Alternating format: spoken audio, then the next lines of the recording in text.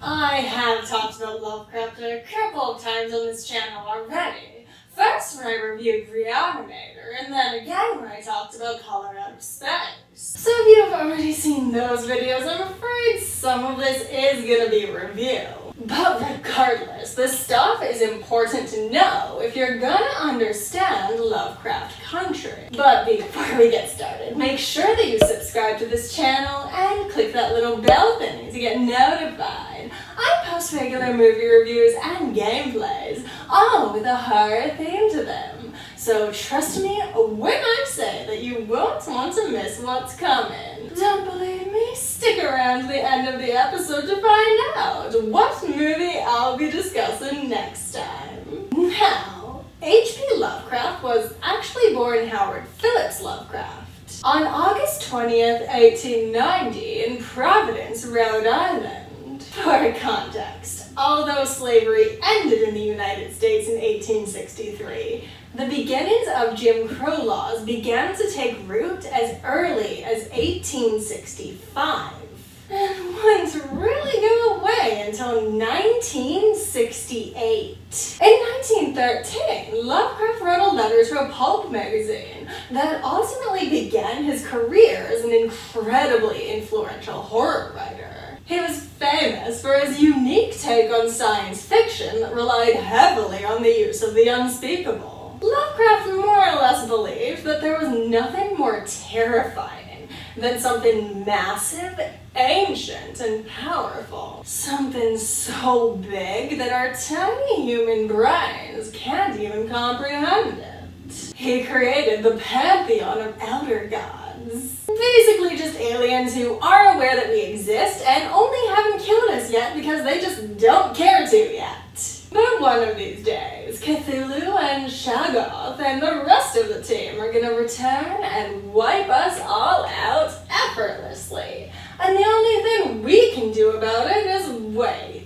Lovecraft was so influential within the realms of horror writing that Lovecraftian horror is actually a recognized subgenre. Lovecraft was also famous for mentoring several of his fellow horror writers, including Robert Bloch, who's best known for writing the novel that inspired Psycho. But before Lovecraft even became famous writing for pulp magazines, he had first written a poem in 1912 called On the Creation of...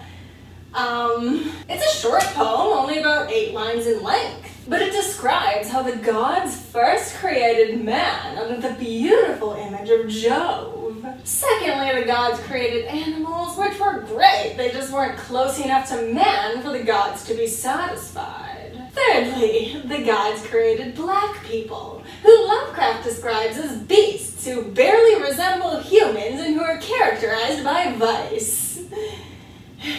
And keep in mind, Lovecraft was in his early 20s when he wrote that poem, and by all accounts, his racism only got worse as he got older. So nowadays, Lovecraft kind of becomes this incredibly interesting figure, because how do you contend with someone who was definitely very talented and influential, someone who trained many of the horror writers that we celebrate today? And yet, the guy was a massive asshole who probably wouldn't have cared if a good chunk of his own fan base was lynched. So, do we still like him, or... I'm not gonna lie, asshole or not, I do still enjoy reading many of Lovecraft's stories. And Reanimator, a movie based on one of his short stories, was one of the first movies that I reviewed on this channel, so I will always hold that one in high esteem for personal reasons. But I have seen many literary agents refuse to even consider works inspired by Lovecraft,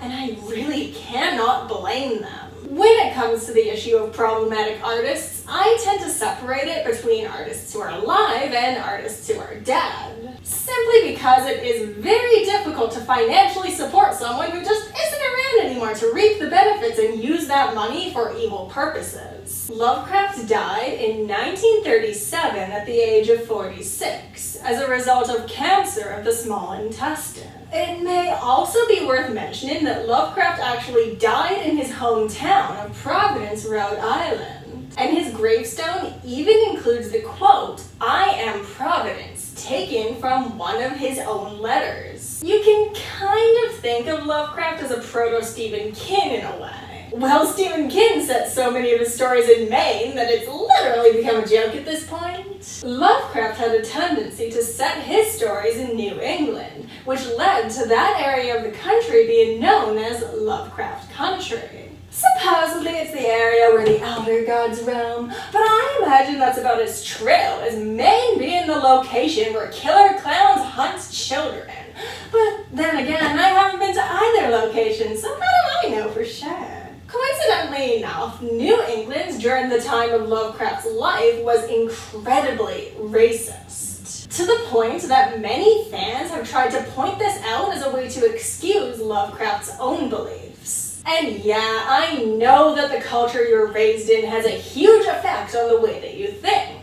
I just don't want anyone living under the delusion that this type of behavior is okay. Which is why I make a point of bringing it up alongside complimenting Lovecraft's stories. It's okay if you are a big fan of Cthulhu. It's okay if the Elder Gods are the scariest things you've ever seen. But it isn't okay to normalize or excuse this type of behavior. If you're gonna be a Lovecraft fan, you have to take the good with the bad, and that's always difficult to do.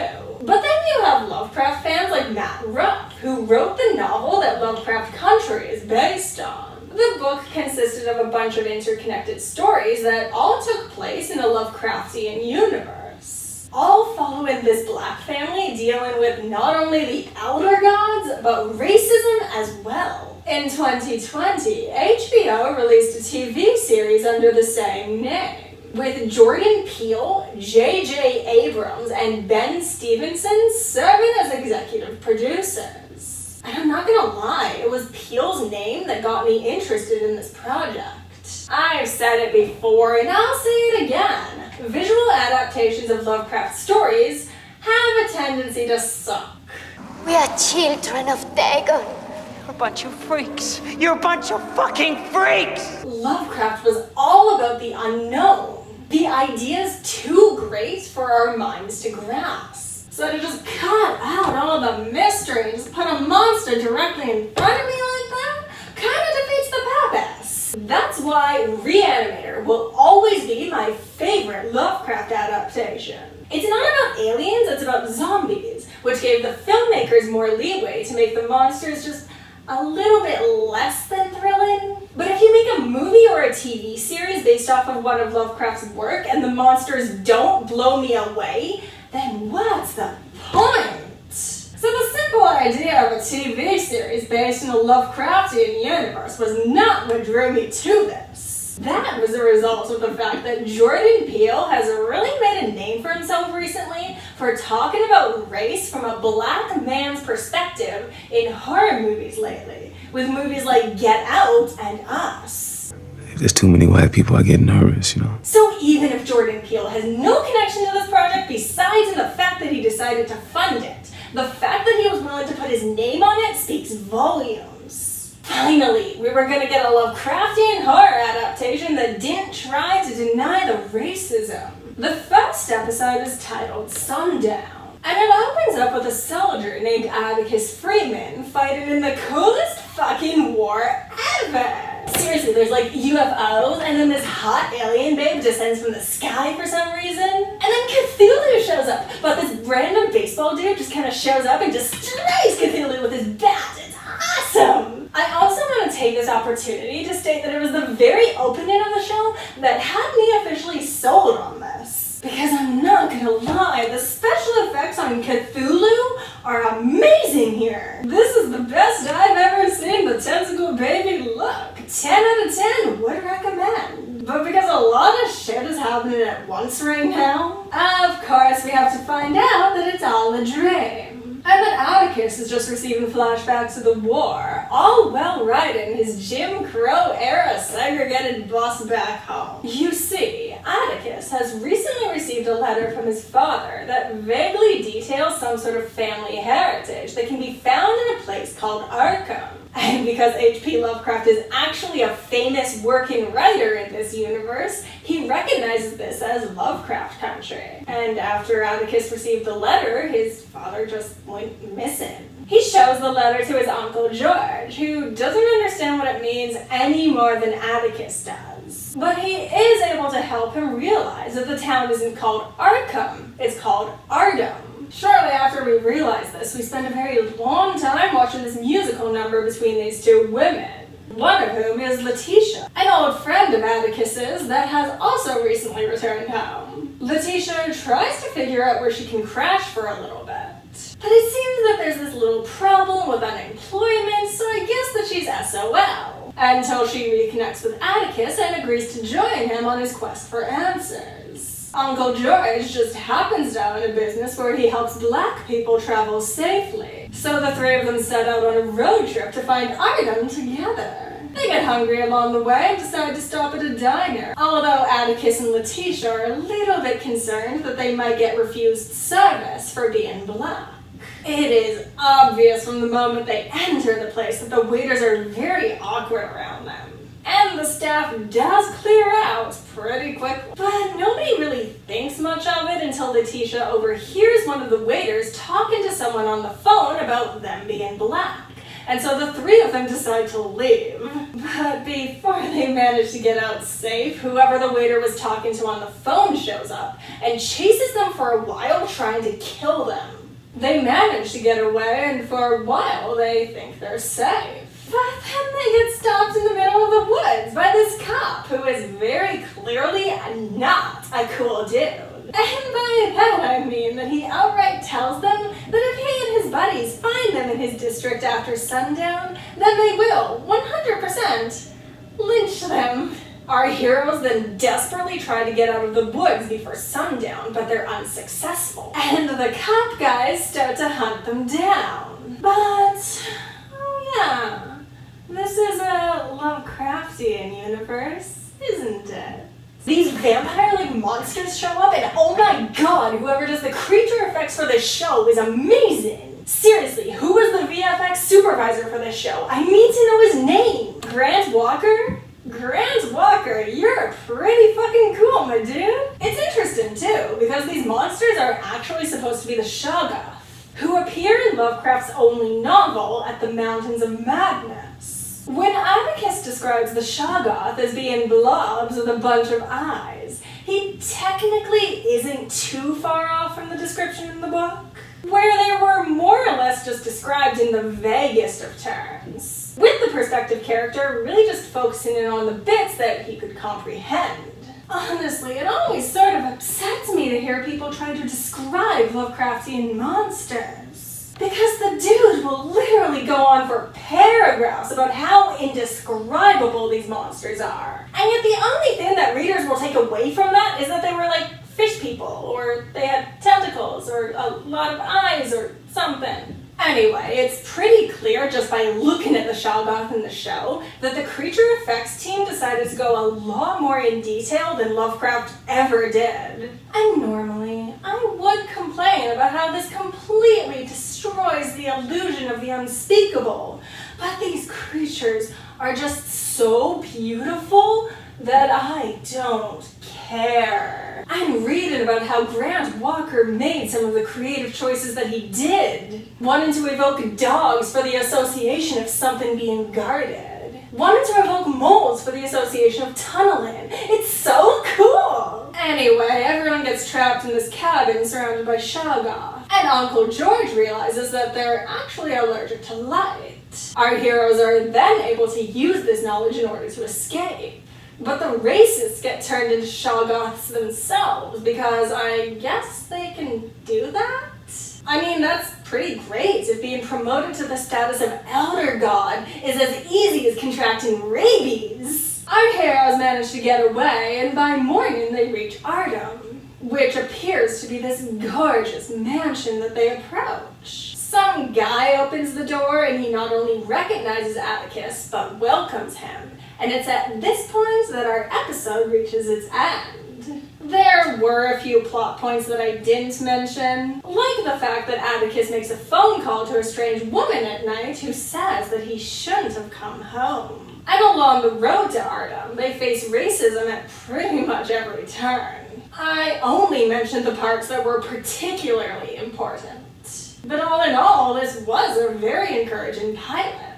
It was an hour and 9 minutes long, and I didn't really feel like it needed to be. It was definitely padded out with scenes that really didn't need to be there, like Letitia's whole song number with her friend, which was pretty good, it just didn't progress the plot at all. Besides maybe establishing that Letitia has friends outside of Atticus, But outside of having its occasional dull moments, the pilot was very promising. This is definitely the most beautiful the Elder Gods have looked in a long time. And the way that they contend with racism that feels very much like a horror story was very impactful to me. Not gonna lie, as a white woman, I've never really known the experience of having to clear out of an area fast lest the cops murder me. So having them panic over the possibility is so foreign to me, and it's terrifying.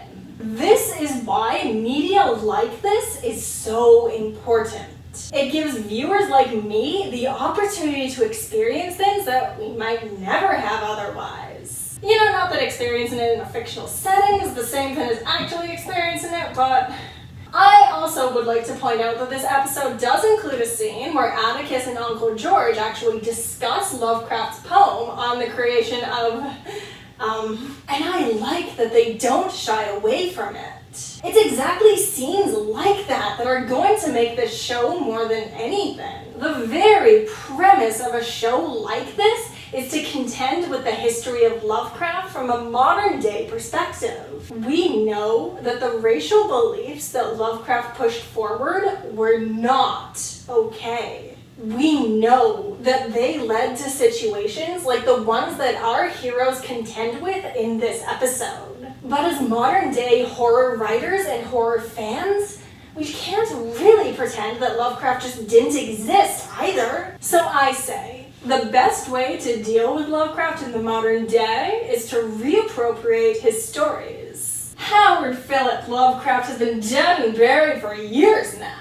All we got left at this point is Lovecraftian horror, and that can be handed off to just about anyone who knows how to use the subgenre well. So why not hand the subgenre off to someone who has something fresh, interesting, and necessary to add to it? All in all, I'd give this episode 7 losses of sanity because the monster that you viewed was just a little bit too much to contend with out of 10. Don't forget to subscribe to this channel and click that little bell thingy to get notified, because next time we're talking about the scariest movie of 2020, The Host. Is there anyone there? Please come forward.